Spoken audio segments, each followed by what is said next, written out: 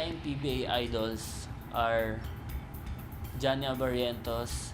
Although hindi ko na siya ganun ka nakita.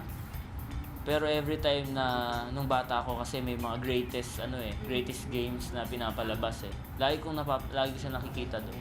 Sobrang galing. Si Kuya Mark naman, yung mga crossover, isa siya sa naging inspirasyon ko. Ba't nagagawa ko yung mga crossover na yun? Sobrang tangkad tapos kaya niya magdala ng bola. Fan ako ng mga matatangkad tapos kayang madala yung bola ng maayos. Tapos nakakagawa siya ng move, scorer, yun. Tapos si Kuya Kelly Williams, unstoppable eh. Sobrang, basta 4, pag automatic, nandun siya sa 4 spot, wala, unstoppable. Tapos si Kuya Dennis Pino naman, pag hawak niya yung bola, hindi siya nagmamadali. Alam niya paano niya i-score. Tapos yung mga ibang players, parang nakikita ko dun sa hawak pa lang ng bola niya, na-intimidate na. Ako si Terence Romeo, dugong Cebuano, Batang Cavite. Ikaw, ako, tayo. We are PBA.